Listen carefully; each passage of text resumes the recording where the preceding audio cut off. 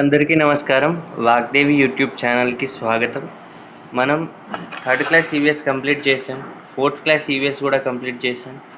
So fifth class EVS అనేది start చేసాం. Important points. So text book కూడా చూడండి అండ్ ఇవి కూడా టెక్స్ట్ బుక్ నుండే రాసిన ఇంపార్టెంట్ పాయింట్స్. సో ఇది కూడా చూస్తే యూస్ఫుల్ అవ్వచ్చు, ఎందుకంటే మేబీ టెట్ డిఎస్లో డైరెక్ట్ కూడా రావచ్చు క్వశ్చన్స్. అంటే ఇంపార్టెంట్ పాయింట్సే తీసాం కాబట్టి అడగచ్చు. సో ఒకసారి చూస్తే మీకు కూడా ఇప్పుడు అండ్ రివిజన్ కూడా హెల్ప్ అవుతుంది. సో అందులో భాగంగానే మరికొన్ని ఇంపార్టెంట్ పాయింట్స్ అయితే చూద్దాం. ఇక్కడ ఫిఫ్త్ క్లాస్ ఈవీఎస్లో భాగంగా ఇక్కడ శక్తినిచ్చే ఆహార పదార్థాలు ఏంటి అంటే చిరుధాన్యాలు. ఇవి చూద్దాం. వరి, గోధుమలు, జొన్నలు, మొక్కజొన్నలు, తైదలు, సజ్జలు, సామలు, కొర్రలు మొదలగునవి చిరుధాన్యాలు. సో ఈ చిరుధాన్యాలు అనేటివి శక్తిని ఇస్తాయి. శక్తినిచ్చే ఆహార పదార్థాలు ఇవి. వీటిని తినడం ద్వారా శక్తి అయితే లభిస్తుంది. అయితే శక్తినిచ్చే పదార్థాలను ఏమంటారు అంటే పిండి పదార్థాలు. సో కార్బోహైడ్రేట్స్ అని అయితే అంటారు. సో ఇవన్నీ కూడా గుర్తుంచుకోవాలి. శక్తినిచ్చే ఆహార పదార్థాలు అంటే ఏంటి? పిండి పదార్థాలు, కార్బోహైడ్రేట్స్. సో ఇవే చిరుధాన్యాలు. వీటిని తినడం ద్వారా, ఈ చిరుధాన్యాలను తినడం ద్వారా శక్తి అయితే లభిస్తుంది. ఆ చిరుధాన్యాలు ఏంటి అని కూడా అడగవచ్చు. వరి కానీ, గోధుమలు, జొన్నలు, మొక్కజొన్నలు, తైదలు, సజ్జలు, సామలు, కొర్రలు మొదలైనవి అన్నీ. సో ఈ పాయింట్స్ అన్నీ కూడా గుర్తుంచుకోవాలి. కార్బోహైడ్రేట్స్ ఏం చేస్తాయి? ఇట్లా శక్తిని ఇస్తాయి. అట్లా పిండి పదార్థాలు, శక్తినిచ్చే పదార్థాలు, ఇవన్నీ కూడా గుర్తుంచుకోవాలి. అలాగే శనగలు, పెసర్లు, మినుములు, కందులు, బఠానీలు, చిక్కుడు గింజలు, ఇవన్నీ కూడా పప్పు ధాన్యాలు అంటారు. ఏంటేంటి? శనగలు, పెసర్లు, మినుములు, కందులు, బఠానీలు, చిక్కుడు గింజలు, వీటిని పప్పు ధాన్యాలు అంటారు. వీటితో పాటు గుడ్లు, మాంసం తినడం ద్వారా శారీరక పెరుగుదల అయితే లభిస్తుంది. ఏంటిది? వీటితో పాటు గుడ్లు, మాంసం తినడం ద్వారా శారీరకంగా పెరుగుదల అయితే లభిస్తుంది. గుర్తుంచుకోవాలి. కొత్త కణాలు పుట్టడం, గాయాలను, పుండ్లను మాన్పడంలో ప్రోటీన్లు అంటే మాంసకృత్తులు అవసరం. సో ఇవి పప్పు ధాన్యాలు, గుడ్లు, మాంసం, చేపల్లో అధికంగా అయితే ఉంటాయి. ఎందుకంటే ఇందాక మనం చూసిన శక్తి రావడానికి చిరుధాన్యాలకి ఇవేంటి అంటే కార్బోహైడ్రేట్స్, పిండి పదార్థాలు. అయితే ఇది శారీరక పెరుగుదలకును, ఈ కొత్త కణాలు పుట్టడం, గాయాలను, పుండ్లను మాన్పడంలో కావాల్సిన ఏంటి అంటే ప్రోటీన్స్. ఓకే, మాంసకృత్తులు. సో ఇక్కడ కన్ఫ్యూజ్ అవ్వద్దు. పిండి పదార్థాలు, కార్బోహైడ్రేట్స్ ఏమో శక్తికి ఉపయోగపడితే ప్రోటీన్లు, ఈ మాంసకృత్తులు అనేటి శారీరక పెరుగుదలకును, తర్వాత కొత్త కణాలు పుట్టడం కానీ, తర్వాత గాయాలను, పుండ్లను మాన్పడంలో కానీ ఉపయోగపడతాయి. సో ఎగ్జాంపుల్స్ అడగచ్చు, ఉదాహరణలు. ప్రోటీన్లకు ఉదాహరణలు ఏంటి అని అంటే పప్పు ధాన్యాలు, ఈ శనగలు కానీ, పెసర్లు, మినుములు, కందులు, బఠానీలు, చిక్కుడు గింజలు. వీటితో పాటు ఈ గుడ్లు కానీ, మాంసం కానీ, చేపలు, ఇవన్నీ కూడా ప్రోటీన్ కిందికి అయితే వస్తాయి. తర్వాత ఇక్కడ ఆరోగ్యాన్ని ఇచ్చే ఆహార పదార్థాలు ఏంటి అంటే, ఆరోగ్యంగా హెల్తీగా ఉండడానికి ఏంటి అంటే పండ్లు, కూరగాయలు. సో ఇవి ఆరోగ్యాన్ని ఇవ్వడానికి అయితే ఉపయోగపడతాయి. ఇవి గుర్తుంచుకోవాలి. తర్వాత ఇక్కడ పండ్లు, కూరగాయల్లో మనకు అవసరమైన విటమిన్లు, ఖనిజ లవణాలు పుష్కలంగా ఉంటాయి. ఓకే, పండ్లు, కూరగాయలు మనకు తెలుసు కదా.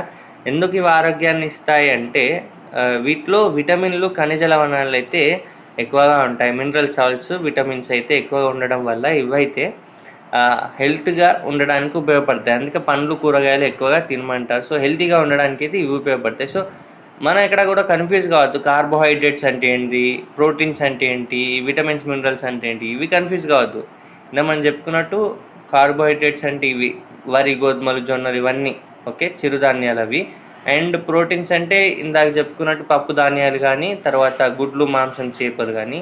సో కార్బోహైడ్రేట్ శక్తినిస్తే, ప్రోటీన్స్ ఏమో శారీరక పెరుగుదల, కొత్త కణాలు పుట్టడం, గాయాలను, పుండ్లను మాన్పడంలో ఉపయోగపడతాయి. అలాగే ఆరోగ్యాన్ని ఇవ్వడానికి అంటే ఆరోగ్యం బాగుండడానికి మనకైతే ఈ పండ్లు, కూరగాయలు ఉపయోగపడతాయి. ఎందుకంటే వీటిలో విటమిన్స్, మినరల్స్ అయితే ఉంటాయి కాబట్టి, మినరల్ సాల్ట్స్, విటమిన్లు, ఖనిజ లవణాలు అయితే ఉంటాయి. సో తర్వాత ఆలుగడ్డ, చక్కెర, బెల్లం, చిలగడ దుంపలో శక్తినిచ్చే పోషక పదార్థాలు అయితే ఉంటాయి. గుర్తుంచుకోవాలి. ఆలుగడ్డ, చక్కెర, బెల్లం, చిలగడ దుంపలు ఏముంటాయి అంటే శక్తినిచ్చే పోషక పదార్థాలు. అలాగే కొవ్వులు దేంట్లో ఉంటాయంటే వెన్న, నెయ్యి, నూనె. మనకు తెలిసిందే కదా, కొవ్వులు వెన్న, నెయ్యి, నూనెలో అయితే ఉంటాయి. అలాగే ఇక్కడ ఒక టమాటో గురించి మనం ఇచ్చారు కదా టెక్స్ట్ బుక్‌లో, దాని నుంచి ఇంపార్టెంట్ అయితే ఇవి అయితే ఒక టమాటోలో 1.08 గ్రామ్స్ ప్రోటీన్ అయితే ఉంటుంది. 22 క్యాలరీల శక్తి అయితే లభిస్తుంది. తర్వాత 1.5 గ్రాముల ఫైబర్ అయితే ఉంటుంది. సో ఇక్కడ పొటాషియం, ఫాస్ఫరస్, మెగ్నీషియం, సోడియం, ఖనిజాలు, విటమిన్ ఏ, బి2, బి6 ఇవన్నీ కూడా, ఇంకా ఈ కే మొదలైనవన్నీ కూడా విటమిన్స్ ఇందులో అయితే ఉండడం జరుగుతుంది. అంటే ఇన్ని రకాల ఉపయోగాలు అయితే ఉన్నాయి. ఎందుకంటే ఒక టమాటోలో ఇన్ని రకాలు ఉన్నాయి. మనకు విటమిన్ ఏ కావచ్చు, బి2 కావచ్చు, బి6 కావచ్చు, విటమిన్ ఈ కావచ్చు, విటమిన్ కే కావచ్చు, మొదలైన అన్నీ కూడా, పొటాషియం, మాగ్నీషియం అన్నీ కూడా ఈ మొదలైనవి టమాటోలో అయితే ఉంటాయి. సో ఇవన్నీ కూడా మనం గుర్తుంచుకోవాలి. ఒక టమాటోలో ఎన్ని క్యాలరీల లభిస్తుంది ఒక మీడియం సైజ్ టమాటోలో అంటే 22 క్యాలరీల శక్తి లభిస్తుంది అని అయితే మనం చెప్పొచ్చు. సో అట్లా మనం ప్రతి పాయింట్ కూడా గుర్తుంచుకోవాలి. ఇవన్నీ కూడా మన ఈరోజైతే ఇంపార్టెంట్ క్లాస్ కదా.